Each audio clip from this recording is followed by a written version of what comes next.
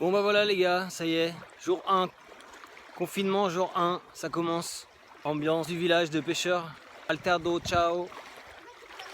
Voilà, la plage est quand même ouverte. En même temps, il y a 3 pelés tondus. D'habitude, c'est très touristique en saison haute, en saison pleine. L'été, c'est très touristique. Mais là, ce qui est bien, c'est que tous les touristes se sont barrés. Comme ça, ils ne viennent pas nous contaminer ici, tu vois, dans notre refuge. Heureusement, il y a des enfants qui jouent encore et qui font des choses tout à fait, on va dire, communes et normales, comme des enfants qui jouent dans le sable, ce qui est tout à fait rassurant. Ici, nous ne cédons pas à la panique générale, nous essayons de rester calmes. En même temps, quand tu vois l'environnement, il y a de quoi. Là, j'avoue qu'on n'est pas trop stressé, mais il y a quand même des gens masqués dans la ville, enfin dans le village, pardon. Ce qui peut paraître flippant, là, je suis passé à la pharmacie à l'instant, et il y avait du coup la pharmacienne masquée, tous les commerçants à peu près sont masqués. Et ce qui est bien, c'est que malgré qu'on soit dans un bled, il y a quand même des masques vendus. Alors c'est des masques qui sont réutilisables, c'est pas des masques de chirurgiens, c'est des masques avec des photos avec des dessins dessus. Donc ça fait vraiment masque de bisounours pour enfants, mais bon, je me dis que ça peut quand même être sympa. Donc voilà, j'ai réussi enfin. Parce que j'ai failli être viré ce matin. Je me lève et je dis à mon hôtel bon bah finalement voilà, ça y est, j'ai changé mon vol et puis je veux rester ici les 10 derniers jours qui me restent. Et le mec me dit ah bah non mais on va fermer. Et donc là j'ai commencé à avoir la goutte de sueur sur mon front et à me dire ok, donc là je vais commencer à être dans la merde. Le mec me dit ouais, j'ai appelé tous les coins aux environs, j'ai appelé tous les hôtels et aucun ne pourra t'accueillir parce qu'en fait ils ferment aux étrangers. Donc là, autant te dire que je commençais un petit peu à paniquer, n'est-ce pas? Mais en vrai, j'ai cherché autour du quartier et j'en ai trouvé une plutôt. Une chambre d'hôte très sympathique qui est tenue par Sylvia et qui m'accueille pendant les 10 derniers jours. Donc merci à toi Sylvia, vraiment très sympa, c'est nickel. En plus, c'est 2 fois moins cher que là où j'étais avant, avec le petit déj. Sartec. Donc non, je suis content. Bon, au lieu d'avoir une chambre lit double, j'aurais un dortoir avec des lits superposés, mais je serai seul dedans. Donc ça va, avec des enfants. On n'est pas bien là? Avec les ptios. Oh les ptios! Voilà, les enfants qui se traînent à l'eau, c'est pas magnifique ça? Regarde-moi ça. La vie reprend toujours le dessus les gars. La vie, les enfants surtout, ils n'ont pas conscience. Ils n'ont pas conscience du danger, eux ils s'en foutent de tout, c'est ça qui est bien. Donc ça fait du bien, putain. Alors une petite pensée pour ceux qui sont avec leurs gosses, j'espère que vous pétez pas trop un câble, que les gosses ne deviennent pas complètement hystériques et complètement cinglés, et que vous non plus d'ailleurs, parce que je pense qu'en termes de santé mentale, les familles nombreuses dans les HLM, il y a moyen qu'ils deviennent zinzin à la fin du confinement, qu'ils se fassent hospitaliser. Donc bon courage à tous les gens qui sont surtout dans les zones fragiles, qui sont dans les endroits on va dire où ils respirent pas beaucoup, qui sont dans les appartements confinés, dans les petits appartements.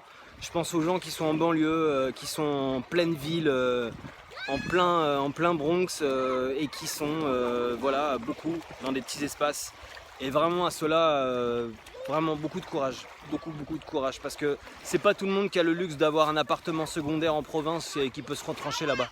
Donc vraiment, c'est bien pour ceux qui ont l'opportunité de le faire, tant mieux pour vous les gars. C'est super, d'ailleurs c'est super cool de ramener vos bactéries en province, et franchement c'est vraiment super pour les autres. J'adore les Parisiens comme ça qui déguerpissent, qui ont raison de déguerpir pour eux, ça c'est sûr, pour eux oui. Mais alors pour les autres non, vous y pensez pas du tout quoi. Et c'est pas grave, de toute façon on est dans un monde de chacal, en espérant que tous ceux qui sont rentrés en province, ils aient pas de virus et qu'ils le refilent à personne. Parce que sinon on connaît vos adresses les gars et on va venir vous chercher, ok? Non, soyez responsables, si vous rentrez, restez dans votre pampa, restez dans votre trou en fait. Ramenez pas les bactéries aux autres, pensez pas qu'à votre gueule. Pensez pas qu'à votre gueule. Les gens qui ont le luxe et la chance d'avoir un plan B. Tout le monde n'a pas de plan B. Donc si au moins tu te ramènes dans ton plan B, viens pas casser les couilles aux autres, d'accord? Et juste un petit message à... Ok? Ok, même elle est d'accord avec moi. Donc voilà, pensez aux autres les gars. Pensez pas qu'à vous, quoi, à vous, à moi, à ma petite personne, hein. Putain, il y a des gens qui meurent si tu les contamines. Donc rien qu'en sortant de Paris, t'es à risque. T'as une proportion qui est complètement beaucoup plus efficiente en étant à Paris, en sortant de Paris. Tu vois, rien que là, rien que être à Paris déjà, il y a 10 fois plus de chances d'être contaminé qu'ailleurs. Le fait de sortir de Paris, de prendre des transports, de quoi que ce soit, pareil, t'as des risques. Donc t'arrives là-bas, les gens ont beaucoup moins de risques que toi, et toi t'arrives et tu ramènes ta merdasse. Donc aie ça en tête, trou du cul, aie ça en tête, s'il te plaît. Je vois des gens qui font du business sur le dos des autres à vendre des masques à un prix exorbitant. Des gens qui pensent qu'à eux, et juste ça me fout la gerbe. Ces gens-là, j'ai envie de les frapper. Et encore, c'est gentil ça. J'ai envie de les filer aux crocos, aux caïmans ou aux piranhas, je te jure. Ces gens-là, des fois, j'ai envie de leur faire une petite égratignure sur leur peau, tu vois, pour que ça saigne un tout petit peu, et de les plonger dans un bain de piranha. Je te garantis que ces gens-là, ils font pas les malins 2 minutes parce qu'ils se font déchiqueter par une centaine de piranhas. Et ça sera bien pour l'humanité en fait. Donc si l'épidémie pouvait choisir et faire un processus de sélection naturelle à tuer tous les gens qui pensent qu'à leur gueule, tous les égoïstes, tous les putains de profiteurs, de capitalistes de merde, de gens qui pensent que à s'enrichir sur le dos des autres, qui sont capables de souiller la planète, de prendre des risques inconsidérés, qui peuvent mettre la vie des autres en danger. Tous ces gens-là, s'ils peuvent crever, ça ferait de la place sur Terre et on s'en sortirait vachement mieux après. Avis à tous ces gens-là, ne portez pas de masque, surtout pas.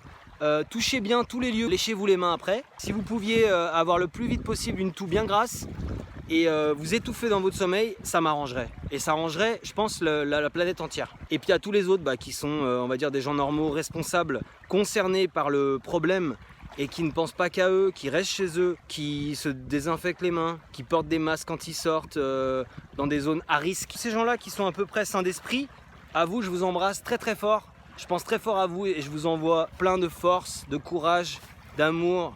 Continuez à vous entraider, je vois aussi des belles initiatives, donc ça fait plaisir. Donc ça, continuez les gars. Je vois mes colocs là qui font des concerts à ma fenêtre, à la fenêtre de la coloc pour faire tenir les gens, pour faire profiter les gens. Je vois des initiatives où des gens voilà, partagent des choses, pensent aux vieux en essayant d'aller faire les courses pour les vieux. Enfin ça c'est super, continuez les gars. C'est là où l'humanité elle est capable de faire des choses sympas et des choses belles. C'est là où on est fort, c'est là où on est bon. Là où on est bon aussi c'est quand on reste à la maison et qu'en fait on se rend compte que la nature elle est mieux sans nous. Là on est bon aussi, là je vous jure qu'on est bon. Là je vous jure on n'a jamais été aussi meilleur en fait que quand on reste chez soi et qu'on arrête de polluer, qu'on arrête de sortir la voiture, qu'on arrête de prendre les transports en commun, qu'on arrête de jeter nos papiers, qu'on reste à la maison et qu'on ferme notre bouche et qu'on n'existe plus en fait. Tu vois, c'est le meilleur service qu'on peut rendre à l'humanité, enfin à l'humanité non, à la nature, à la terre en fait, à la maison qui nous accueille en fait et dont on est issu. Hein, parce qu'il ne faut pas oublier, sans la terre on n'existe pas, c'est quand même la base de tout, c'est l'essence de tout. Hein.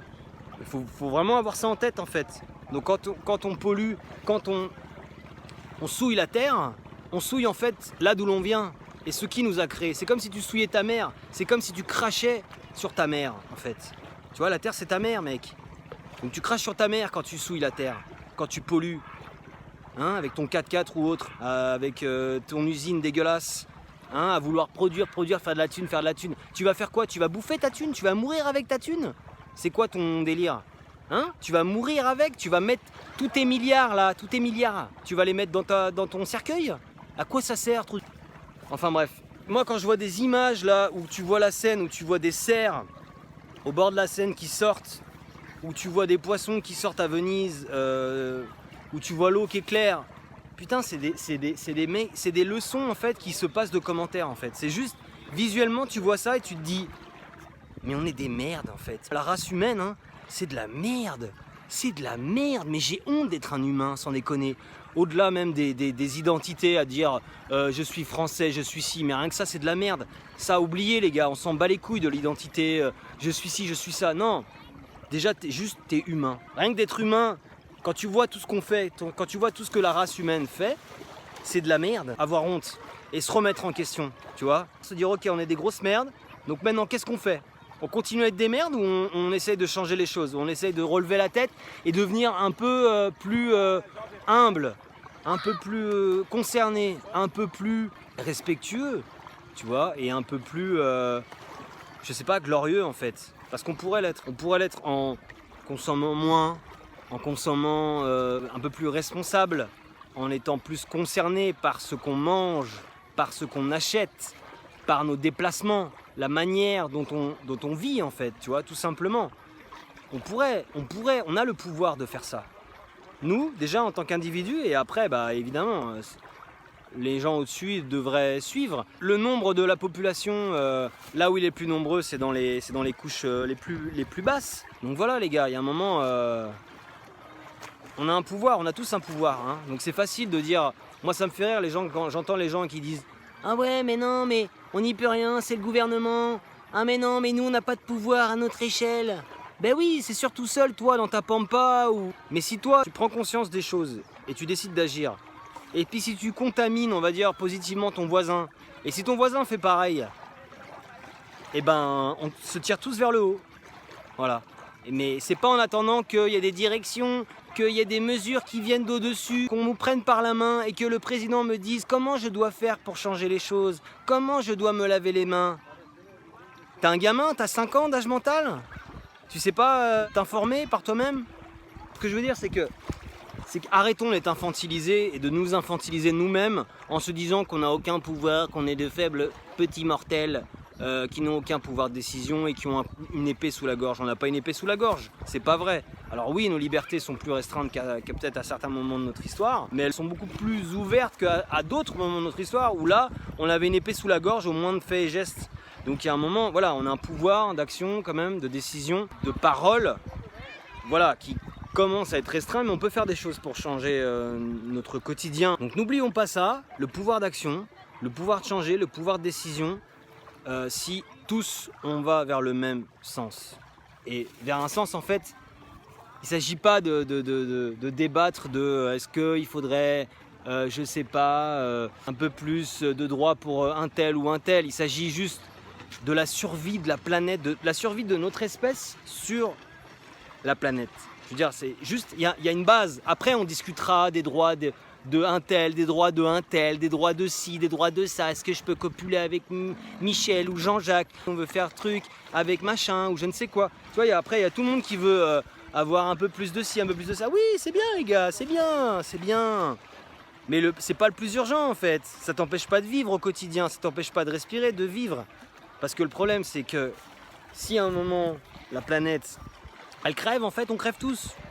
Voilà, c'est tout, c'est aussi simple que ça. Donc, réfléchissons à ça. Pensons global. Global, pensons à l'impact qu'on a sur l'environnement, sur notre maison, sur la nature, sur tout ce qui nous environne, et sur aussi comment on se traite les uns avec les autres. Quand tu respectes pas la planète, tu respectes pas autrui, ton voisin, parce qu'il vit aussi sur la planète. Si lui il la respecte, du coup tu le respectes pas, et tu te respectes pas toi-même. Au final, tu te respectes pas toi-même, puisque c'est ta maison. C'est comme si, regarde, tu as une maison, c'est simple, hein. Je vais faire un schéma simple pour les débiles. Vu que les gens ils sont infantiles et qu'ils ont 5 ans parfois quand ils ont besoin d'attendre les directives de dessus, la terre c'est une maison. Voilà, ta maison tu ne fous pas le feu, tu déforestes pas ta baraque, hein, tu fous pas le feu à ton parquet. Ta maison tu craches pas par terre, ta maison tu jettes pas les déchets par terre. Ta maison, tu mets pas ta brêle dans ta baraque à polluer avec de l'essence. Non, tu fais pas tout ça. Quand tu rentres chez toi, t'enlèves les baskets, hein, parce que tu as de la merde sous les pieds.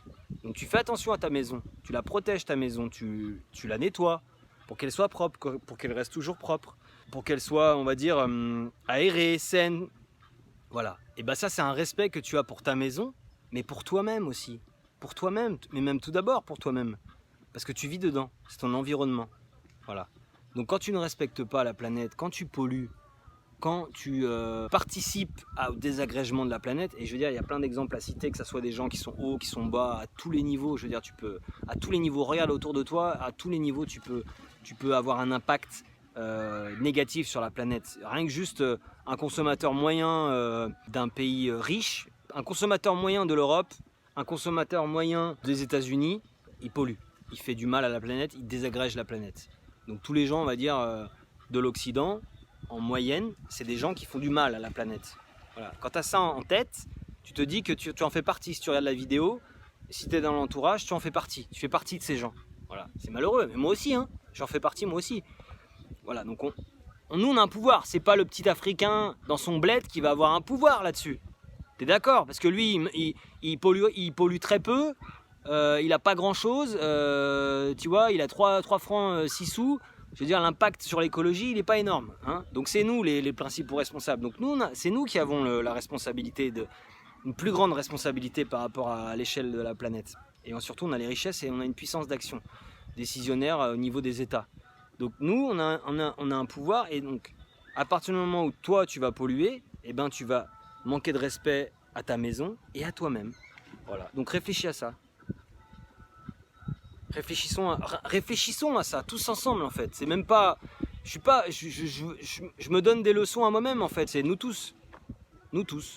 Est-ce que là, ce moment de crise où on est confiné, où on doit consommer autrement, justement, ne plus se déplacer comme avant, ne plus aller sur des lieux, ne plus saturer des lieux qui sont naturels, par exemple, y aller avec parcimonie, d'avoir des gestes différents sur notre vie. Je te dis pas qu'après il va falloir continuer à être confiné. On n'est pas obligé de partir dans un extrême, mais d'agir différemment, ça a un impact sur notre environnement. Donc, il y a peut-être des leçons à tirer pour la suite. Voilà. Bien sûr que ça sera à ceux qui sont le plus haut placés de tirer les plus grandes leçons, évidemment. Mais à vous aussi, en fait, à nous tous, en fait. Donc, essayons de méditer là-dessus. Et bon, voilà. Moi, je vais méditer ici où je suis confiné. Bon, ça va. Je me dis qu'il y a pire. Donc je dédicace à tous ces gens-là, à tous les gens qui galèrent, qui sont dans la précarité, qui n'ont pas de plan B, qui aiment leur famille, mais qui des fois en ont plein le cul d'entendre le marmot brailler, ou la bonne femme, ou le bonhomme qui dit hey, c'est quand mes pattes, ou je sais pas quoi, enfin bon bref. À tout cela, courage quoi. Courage et soyez patients. Voilà, il y a la télé, il y a les bouquins, là on a vu plein de liens disponibles de trucs de gratuits, il y a la musique, il y a plein de choses pour s'évader. On a tous nos tablettes, nos ordinateurs, nos trucs pour nous évader mutuellement avec nous-mêmes, un minimum je veux dire. Il y a ça, il y a sortir le chien, aller dans un parc près de chez soi pour faire un petit footing, il y a des choses quand même possibles. Donc voilà, au lieu de péter un câble, essayez d'utiliser tous les outils qui sont à votre disposition pour éviter de partir en vrille, quoi. Voilà, parce que c'est une course contre la montre le truc. Le truc c'est une course de fond en fait, où il faut tenir la distance, où on sait qu'on se prépare à une distance qui va être plus longue que ce qui a été annoncé de 15 jours initial. Là on en est à la moitié, c'est très bien, hein, si on devait s'isoler 15 jours dans des apparts, ça serait génial, hein, ce serait 15 jours, easy les gars, easy, ouais, c'est des vacances payées, ouais. Enfin, ou c'est des vacances quoi, peut-être pas payées, mais c'est des vacances quoi. Donc ouais, on pourrait se dire ça, mais en fait c'est pas ça les gars. Là on se prépare à facile un mois et demi de confinement, donc vous en êtes qu'au tiers, même pas quoi, tu vois, au quart, même pas au quart en fait. On n'est même pas au quart du confinement je pense.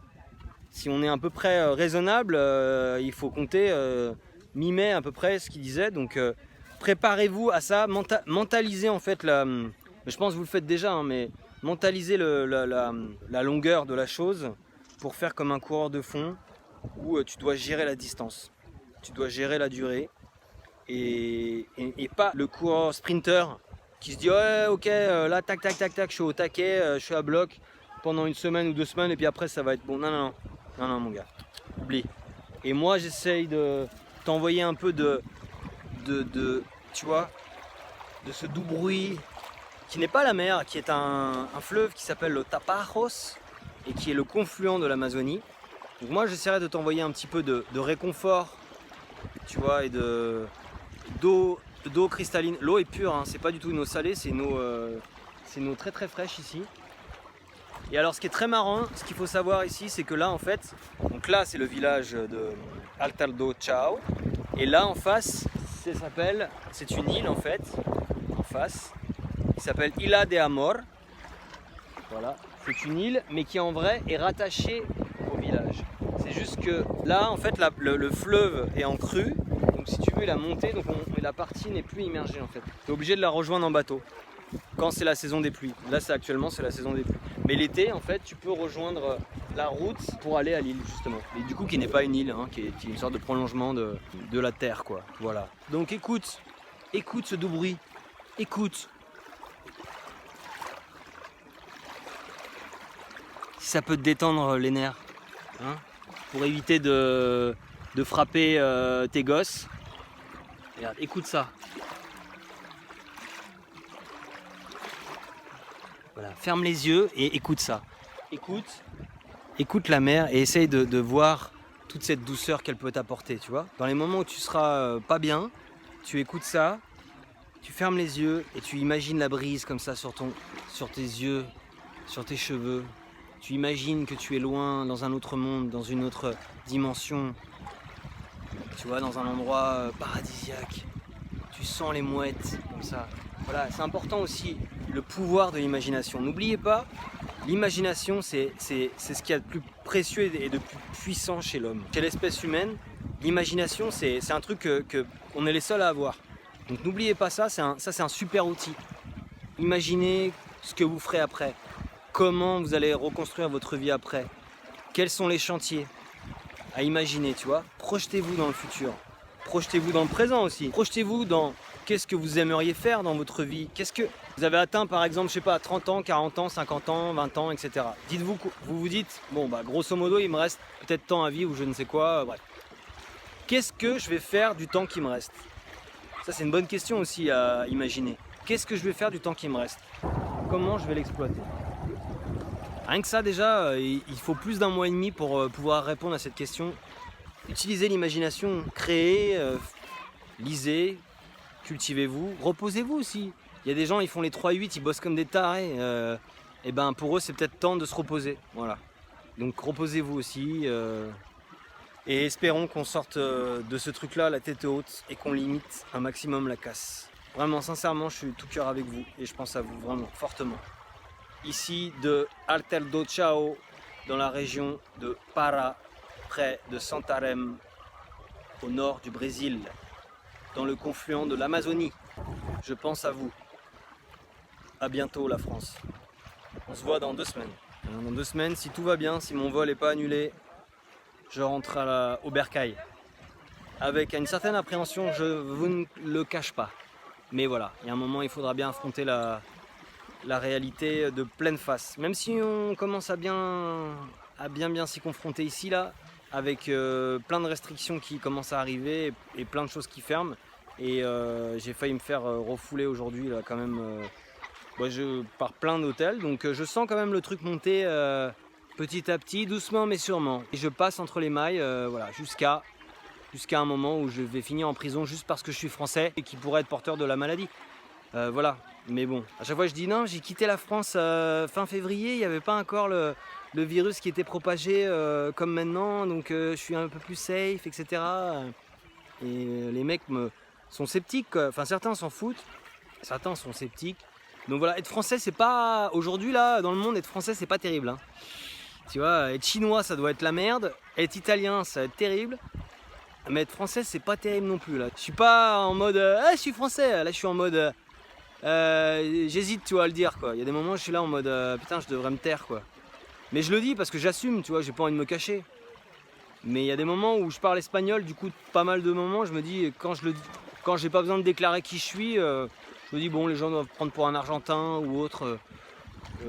C'est pas plus mal, tu vois. Bon, quand on me demande, évidemment, je dis je suis français, évidemment.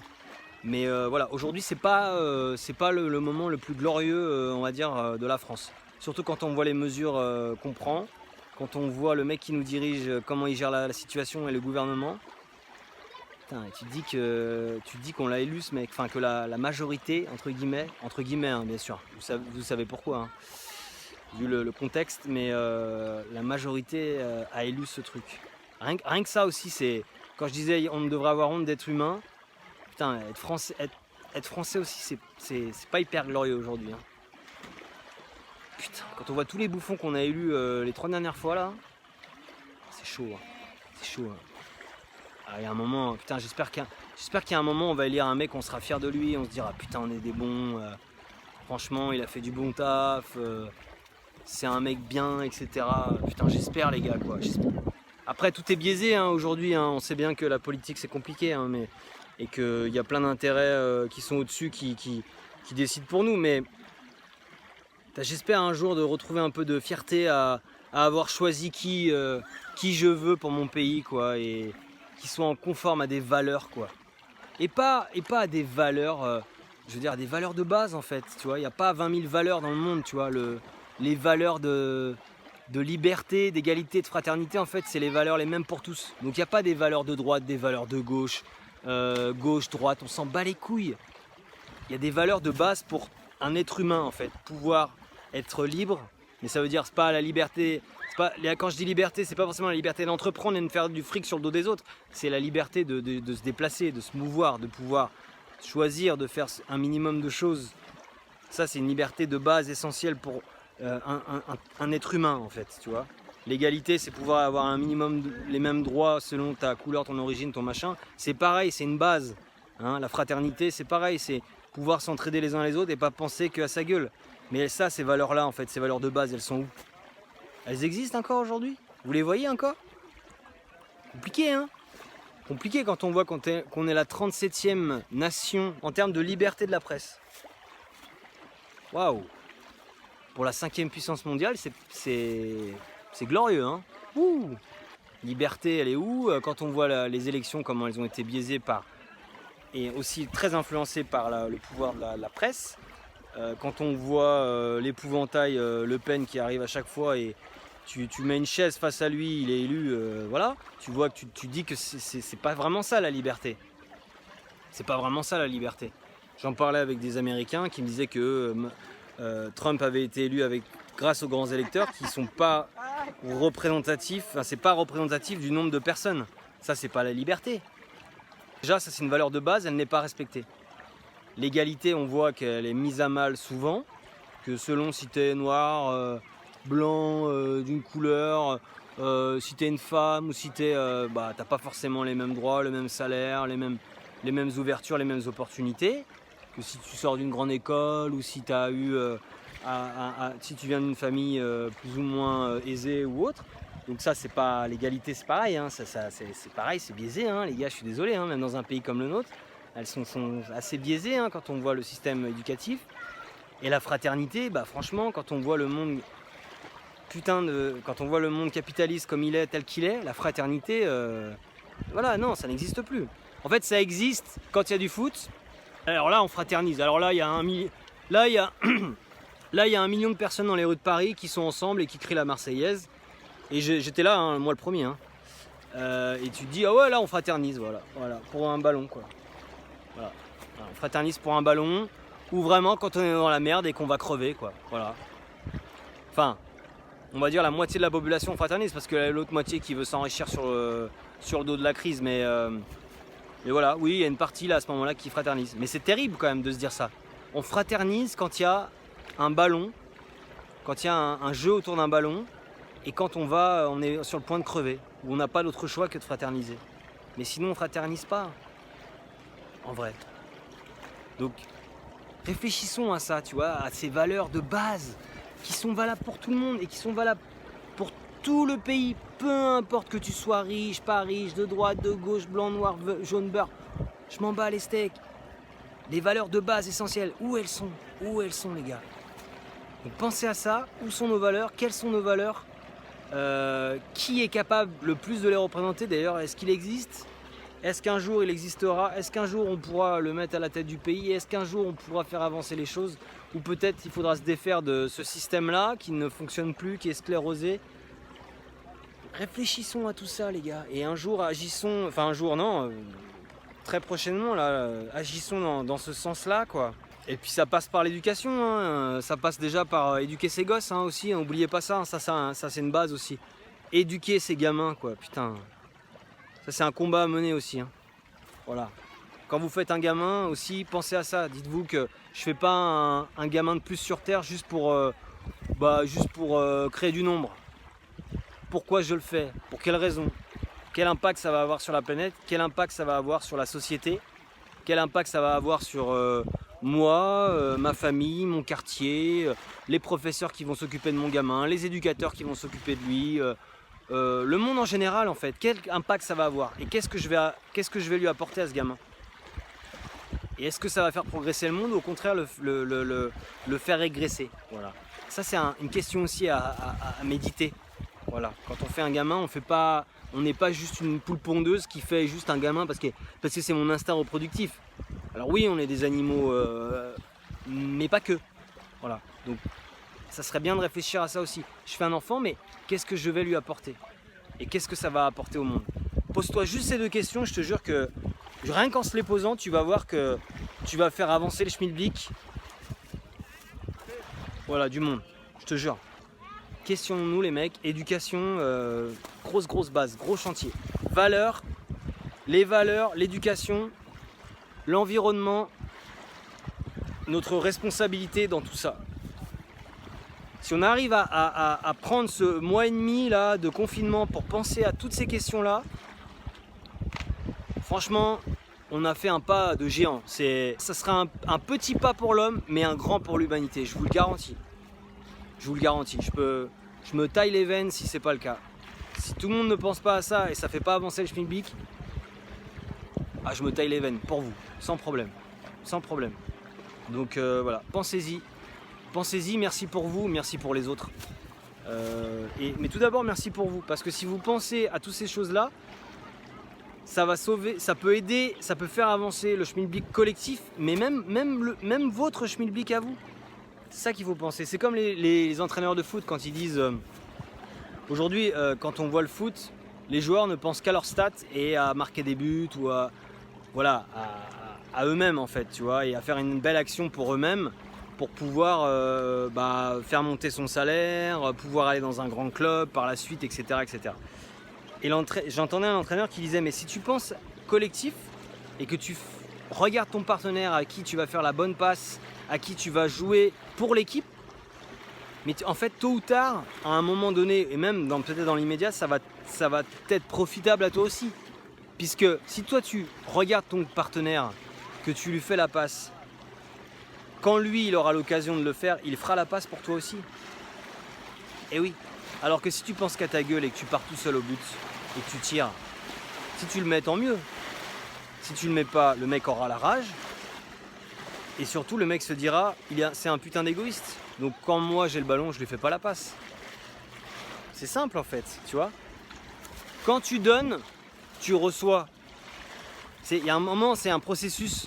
Si tout le monde va vers ce sens-là, c'est mathématique, c'est chimique.